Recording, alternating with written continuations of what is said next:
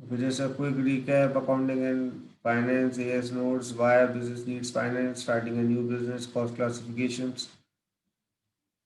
So these are the notes,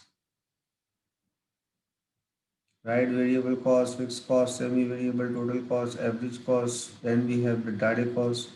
Look at this formula of average cost. It is often asked in the exams as well, right?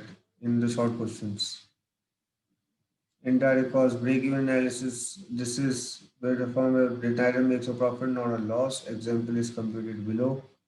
This point is known as a break-even point, right? So you would be asked to mark it on the market as well.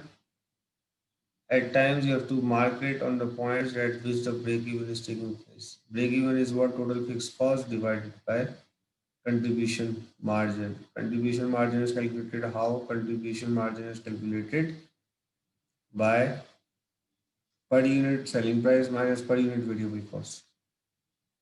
Okay, then we have one more thing, that is margin of safety. Okay,